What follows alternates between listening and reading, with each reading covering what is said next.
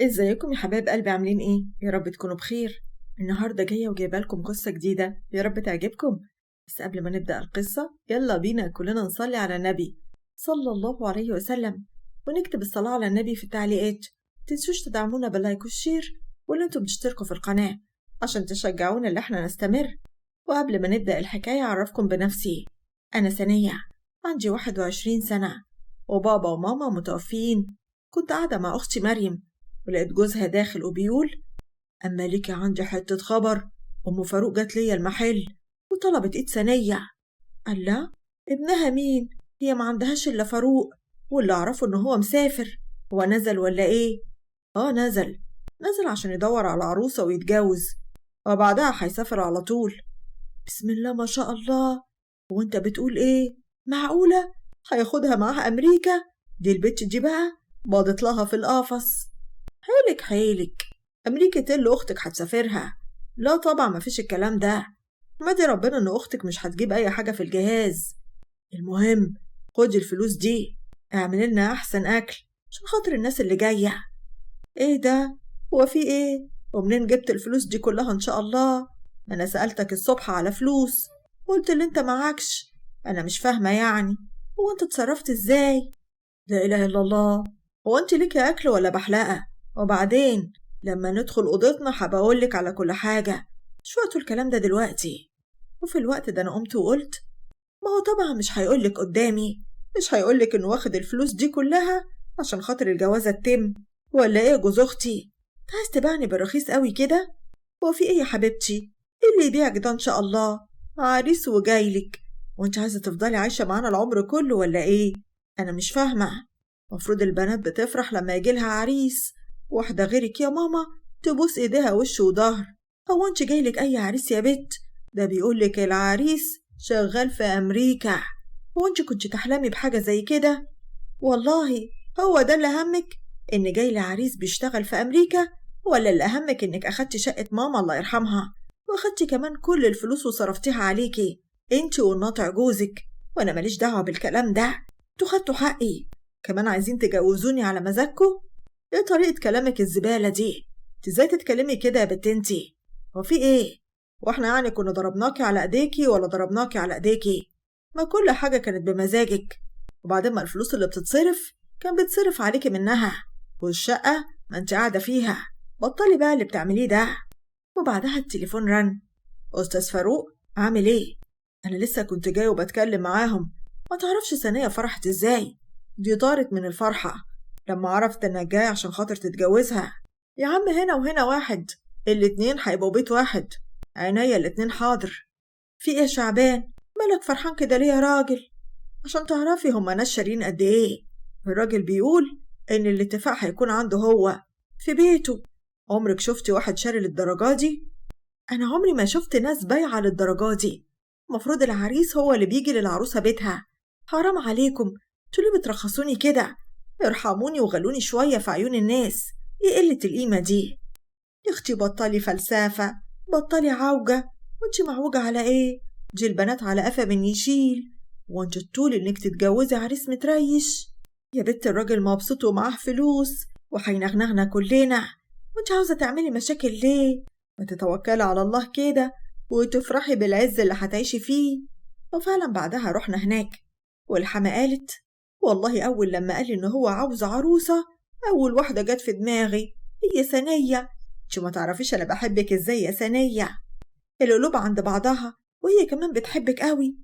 بس هو أنت قاعد قد إيه يا أستاذ فاروق؟ المفروض إني مسافر الخميس اللي بعد الجاي، وأنا شقتي جاهزة من كله. مش عايز حاجة منكم خالص. احنا نكتب الكتاب الخميس الجاي إن شاء الله. ازاي الكلام ده بس؟ انت كده مش هتلحق تقعد مع عروستك. انت تكتب الكتاب النهاردة. ايه رأيك في الحوار ده؟ وبعدها انا قمت وقفت وقلت: هو في ايه بالظبط؟ هو انا ايه بالنسبة لكم؟ بيعة رخيصة؟ حرام عليكم، انتوا ليه بتعملوا معايا كده؟ ايه ده؟ مالك؟ اللي يشوفك كده يا حبيبتي يقول انك مغصوبة على الجوازة. جرى ايه يا شعبان؟ هو فيه ايه؟ والله بقى لو هي مش موافقة على الجوازة رجع ال50,000 اللي انت أخدتهم. 50,000؟ لهفت 50,000؟ والله ما تعرف أنا هعمل فيك إيه. اصبر عليا لما أروح، اصبر على رزقك. وبعدين في ايه يا حاجة؟ وفي ايه؟ ده دلع بنات، هي اكيد بتدلع عليه، ما تقصدش حاجة يعني. بلاش الزعل ده، قوم كده وهات المأذون. استني بس يا حبيبتي قبل المأذون ما يجي. هي ثانية اتعمل لها ختان؟ في الوقت ده انا انصدمت وقلت هو في ايه؟ هو في حد يقول كده برضو؟ ازاي الكلام ده؟ اهدي يا ثانية، اكيد ام فاروق ما تقصدش حاجة. لا يا حبيبتي ما حصلش، بس انت عارفة اختي متربية ازاي. يا حبيبتي، بس يا حبيبتي انت عارفة ان ابني هيكون مسافر وانا لازم اكون مطمنة. تعالي يا امي جوه، معلش عايزك. وبعدها دخلوا. هو انتوا بتتكلموا بجد؟ معقولة؟ معقول اللي سمعته ده؟ ازاي يتقال لي كده؟ انتوا ناويين تكملوا في الجوازة؟ الله، في ايه مالك؟ ما تبطلي بقى تعيشي الدور. انت معوجة على ايه؟ من اول الجوازة وانت معوجة يا شيخة. حمد ربنا ان عريس زي ده بصلك اصلا. انت مش هيجيلك عريس احسن منه. اهدي شوية، ما ينفعش كده. وفي الأوضة الأم قالت اسمع يا حبيبي، احنا نشوف واحدة غيرها.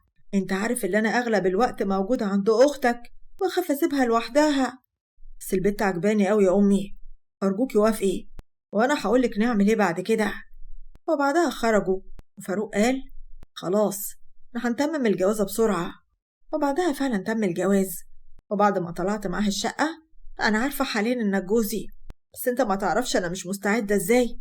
كل حاجة تمت مرة واحدة وانا بجد خايفة. الله، هو في ايه بالظبط؟ مالك عاملة كده ليه؟ لا بقولك ايه، عدم موافقتك على الجواز من الأول مشككني فيكي. تعالي بقى، عشان شكل الذوق مش هينفع معاكي. وبعدها أخدها بالعافية على الأوضة. وفي شقة شعبان، ما أنا مش هسكت لما أعرف يا راجل أنت، هو أنت وديت الفلوس فين؟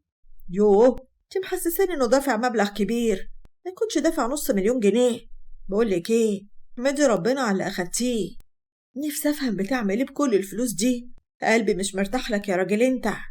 بطل انت بس تشكي فيا، وانت قلبك هيرتاح. اوعي بقى من وشي، ومش ناقص وجع نفوخ. وبعدها دخل الأوضة ولبس ومشى. وفي شقة صغيرة فتحت شيماء. الله، شعبان، غريبة، هو انت ليك عين تيجي هنا بعد اللي عملته فيا؟ ما انا مش جايلك وايدي فاضية يا ست الكل، ده انا جايبلك خاتم دهب عشان تعرفي انا بحبك قد ايه.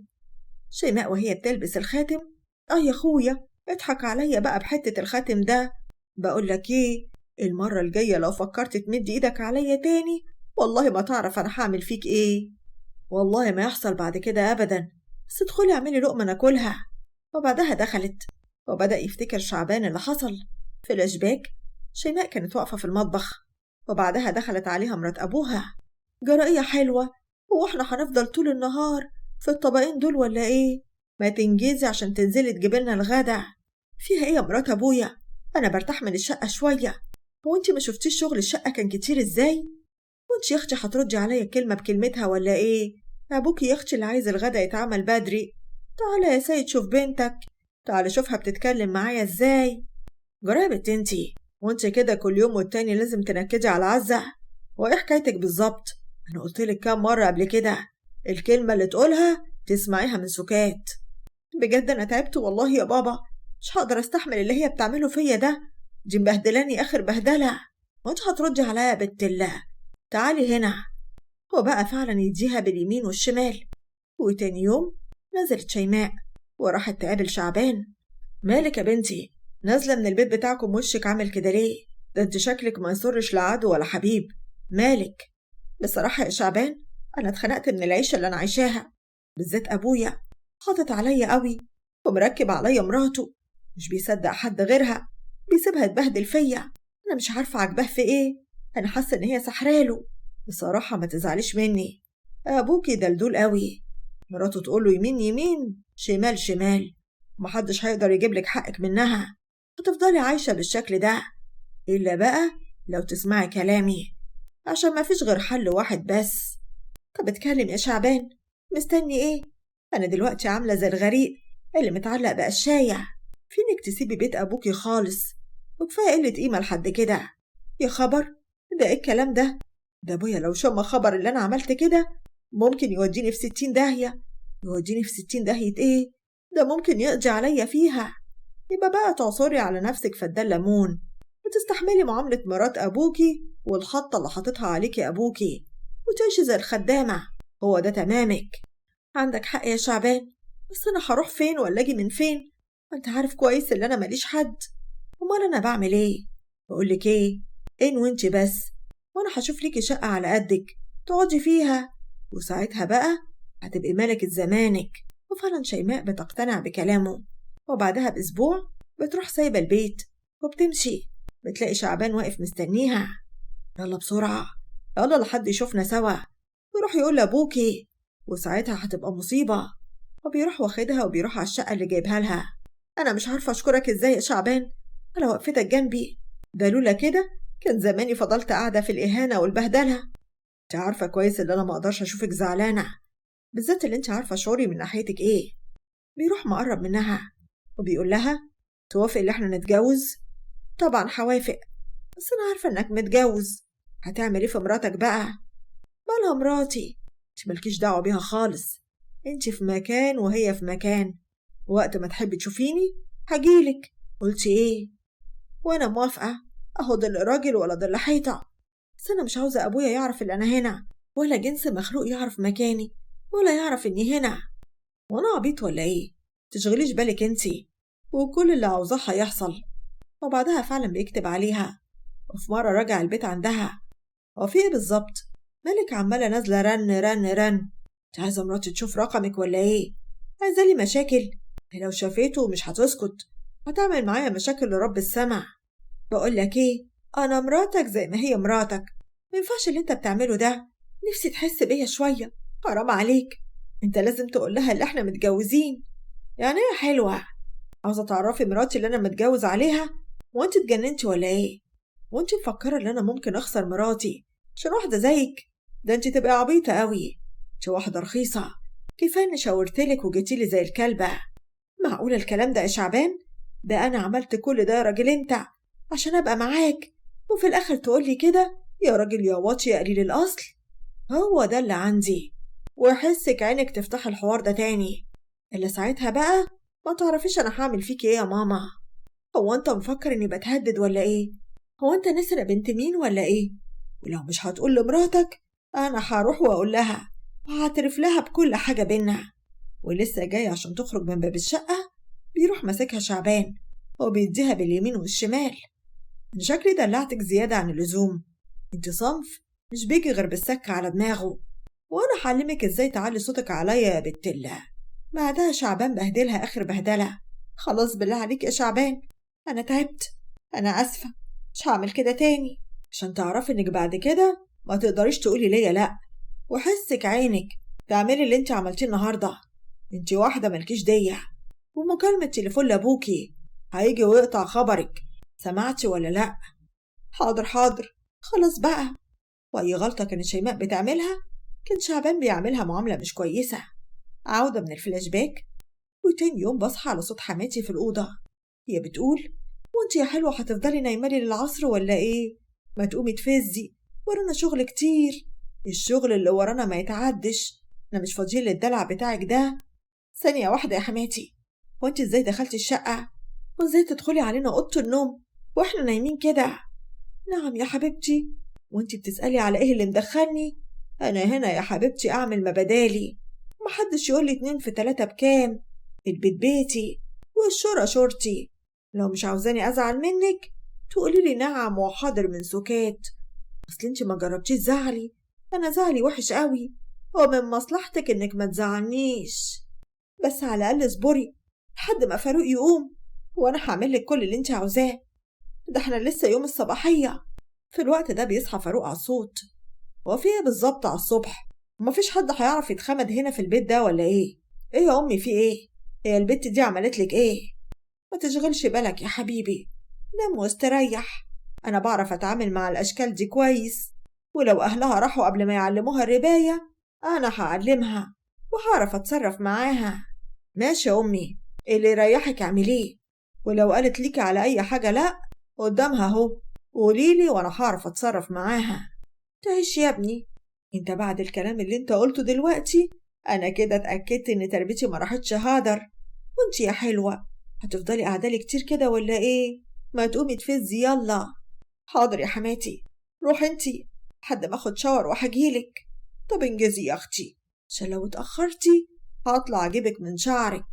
وبتروح نازلة، وأول ما بتنزل بقول: هو انت عاجبك اللي امك قالته ده؟ عاجبك طريقتها دي؟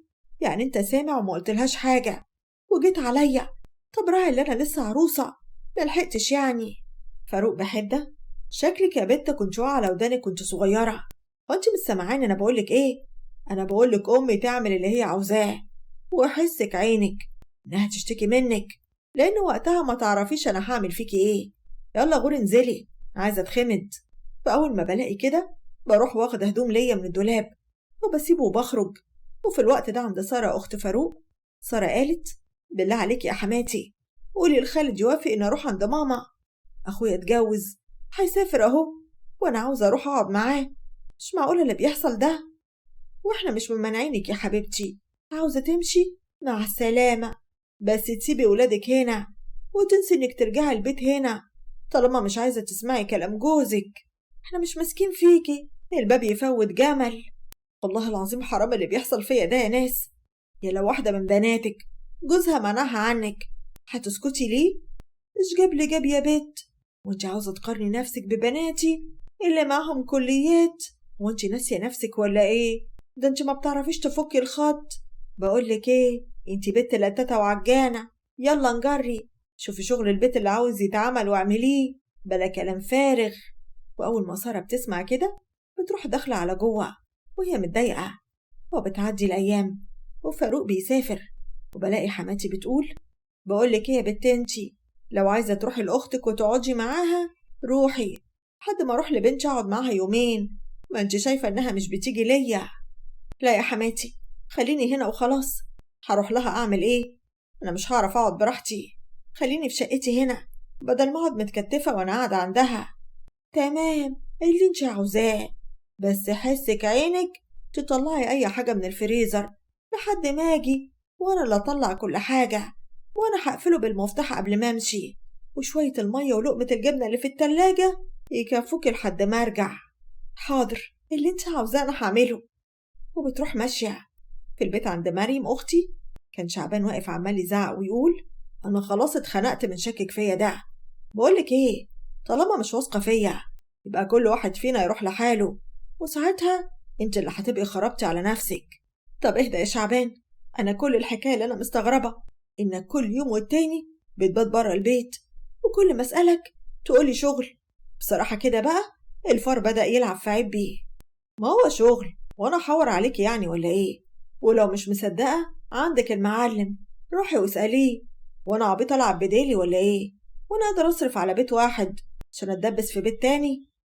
عندك حق، حقك عليا، أنا آسفة عشان نكدت عليك. على العموم أنا هدخل المطبخ عشان أعمل ليك بقى أكلة معتبرة ترم بيها عظمك. وبتروح داخلة على جوه. شعبان بيقول: والله يا واد يا شعبان انت جامد أوي في التمثيل، خسارة اللي انت ما بقتش ممثل، ده انت كان زمانك خدت الأوسكار كمان. وعند حماتي بتوصل عند سارة، وأول ما بتشوفها حماتها بتقول: قال يا قاعدين يكفيكوا شر الجايين. ايه اللي جابك يا ست انتي؟ مش المفروض لما تبقي جاية ترني وتقولي انك جاية، ولا جاية تكبسي على نفسنا كده، ولا تكونيش رايحة وكالة من غير بواب؟ في ايه يا ست ام خالد؟ مالك يا حبيبتي بتتكلمي معايا بالشكل ده ليه؟ وكان حد داسلك على طرف؟ وانا لازم اخد الاذن قبل ما اجي لبنتي ولا ايه؟ طالما مش عاوزين بنتي تيجي ليا قلت اجي اشوفها انا واطمن عليها، ولا ده كمان ممنوع؟ ايوه يا حبيبتي ممنوع، طالما هتطبي علينا كده زي القضا المستعجل يبقى ممنوع.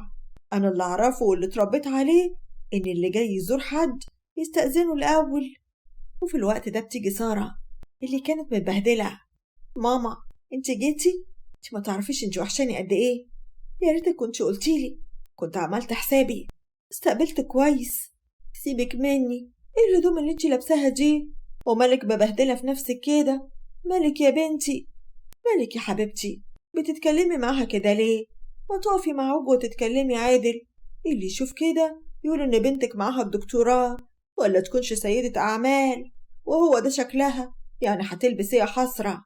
لا يا حبيبتي أنا بنتي تلبس أحسن حاجة، أنا مش مخلفاها عشان تبهدليها في شغل البيت وتلبسيها شوية هلاهيل. ادخلي يا بنتي لمي هدومك، لما أهل جوزك يعرفوا قيمتك يبقوا يجوا ياخدوكي. وفي الوقت ده بيجي خالد وبيقول: حلو الكلام ده قوي يا سارة، ايه رأيك في كلام أمك؟ هتوافقيها وتروحي معاها؟ طبعا هتيجي معايا البيت. طالما بنتي محدش محترمها هنا يبقى تقعد تعمل ايه؟ ده محدش فيكم عامل لها حساب، وانا ما تهونش عليا اسيبها هنا. يلا يا بنت، مالك واقفة مكانك كده ليه؟ ادخلي اعملي اللي قلتلك عليه. معلش يا ماما معلش، روحي انت دلوقتي، انا ما ينفعش اسيب بيت جوزي وامشي غير لما يطلب مني. وانت اتجننتي يا بنت انتي؟ ايه اللي انتي بتقوليه ده؟ انتي مالك عديمة الكرامة كده؟ وانت عاجبك البهدلة اللي انتي فيها؟ هان عليكي نفسك. جرأي يا حبيبتي، وانت عايزة تركبي سماعات ولا ايه؟ انتي ما سمعتيش بنتك قالت ايه؟ بنتك رفضت انها تيجي معاكي. هي قصة؟ اتفضلي بقى يا حبيبتي، يلا من غير ما ترد وزقي عجلك، مش عايزين وش ووجع دماغ. ماشي يا سارة، بس اعملي حسابك، لو خرجت من هنا وانت مش معايا انسي ان هدخلك بيت تاني. طريق السلامة يا حبيبتي. حوش حوش، ما تقولش احنا اللي ماسكين فيها قوي ولا احنا اللي بنعزم عليها. فأول ما حماتي بتلاقي كده بتروح واخدة بعضها وبتمشي. في الوقت ده بكون واقفة في المطبخ بحاول أولع البوتاجاز. يا خبر، والأنبوبة برضو بتاعتي فوق فاضية. وبيقطع كلامي صوت بتاع الأنابيب: يا فرج الله، أحمدك يا رب. وبروح خارجة بسرعة وناديت عليه عشان يغيرلي الأنبوبة. أي خدمة تانية يا ست الكل تحب أعملها لك؟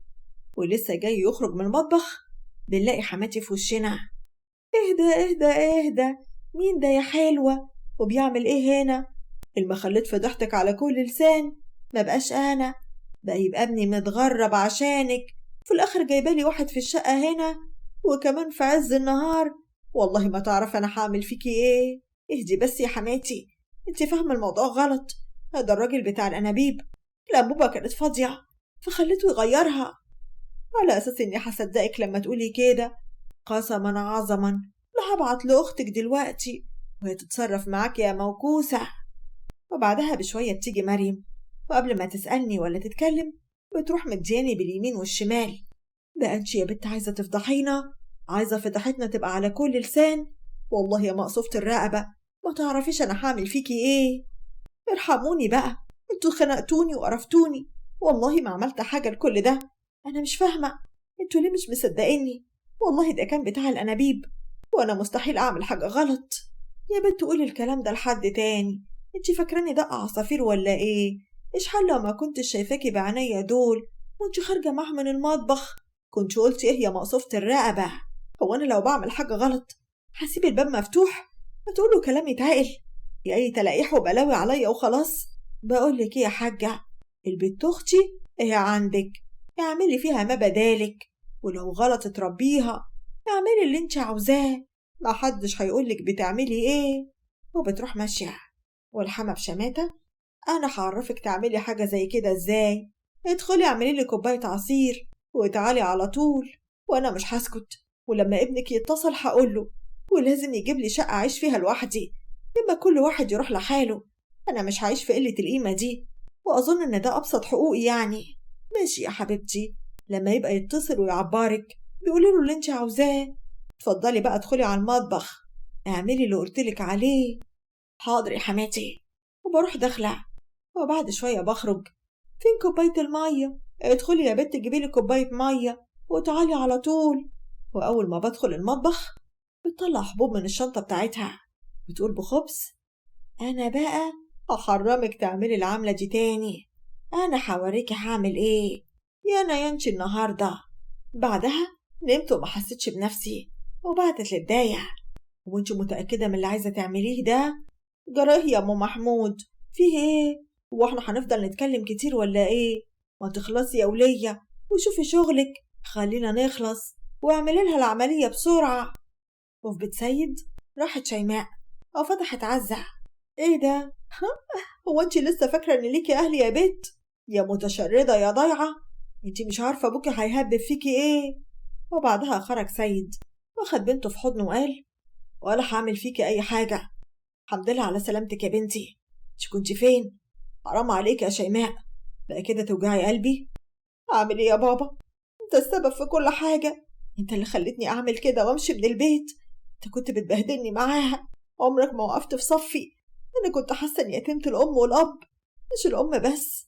الله الله، هو ده اللي ربنا قدرك عليه؟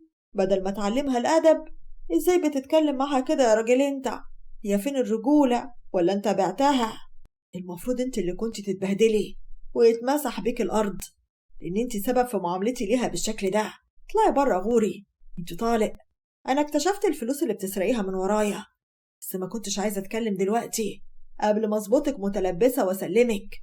بس خلاص، دلوقتي غوري في 60 داهية. أنا بنتي رجعت لي. بقى أنت بتطلقني عرة الرجالة؟ وبعدين فلوس إيه اللي بتتكلم عنها يا أبو فلوس؟ ده أنا 1000 واحد يتمناني ويغرقني في العز كمان. والله لو أوريك أنا هعمل فيك إيه. وبعدها مشيت. طمنيني يا بنتي، انت لسه كويسة مش كده؟ يا بابا، شعبان اللي بيشتغل عندك ضحك عليا واتجوزني، بس أنا معايا قسيمة جواز. بقى شعبان يعمل كل ده؟ والله يا شعبان ما تعرف أنا هعمل فيك إيه. وفي شقتي قمت من النوم وقلت هو في إيه بالظبط؟ حاسة إن أنا تعبانة قوي. هو إيه اللي حصل لي؟ الحما كانت قاعدة بتشرب كوباية الشاي. إيه يا حبيبتي، طالما مش عارفة تحافظي على نفسك، أنا بقى هخليك تحافظي على نفسك إجباري بالعافية. الله، انت عملتي فيا ايه بالظبط؟ عملتي فيا ايه؟ ده انا هوديكي في 60 داهية. عملتلك يا حبيبتي العملية اللي اهلك كانوا المفروض يعملوها لك وانت صغيرة، عشان تهدي شوية على نفسك وما لاقيكيش كل شوية جايبالي واحد الشقة. هو انت فاكرة اني هسيبك؟ والله ما هسيبك. وكنت بقوم عمالة اتسند، وقعت ورجعت قمت وخرجت برا البيت. وفي شقة مريم الباب خبط، وكان سيد وبنته شيماء. خير في ايه؟ مين حضرتك؟ أنا المعلم اللي جوزك بيشتغل عنده في المحل، ودي بنتي اللي تبقى ضرتك. انت بتقول ايه؟ يعني ايه ضرتي ان شاء الله؟ وبعدها خرج شعبان. ايه ده؟ هو في ايه بالظبط؟ وانت خرجتي من البيت ازاي؟ ده انا هوديك في 60 داهية يا كلب. انت بتضحك عليها وهي في السن ده، وكمان بتتجوزها من ورايا؟ قول ان الكلام ده غلط يا شعبان. معقولة انت اتجوزت عليا؟ الله يخرب بيتك. ايه اللي بنت سهلة جات لحد عندي وقالت لي انها عايزة تتجوز؟ والله العظيم كداب يا بابا. هو اللي ضحك عليا وقال لي اهرب من البيت وهنتجوز، وانا هروح القسم ان البت لسه صغيرة وانت ضحكت عليها واديت المأذون قرشين عشان يكتب لك قسيمة غلط، لان انت متجوزها دون السن، وانا هوري لك شغلك. وبعدها مشى. عملت فيك ايه عشان تعمل فيا كده؟ ده انا كنت بديلك كل حاجة، كنت شايلك فوق راسي. ليه تعمل كده؟ ليه؟ اسكتي بقى دلوقتي، مش عايزة اسمع صوتك. لما اشوف هخرج من المصيبة اللي انا فيها دي ازاي.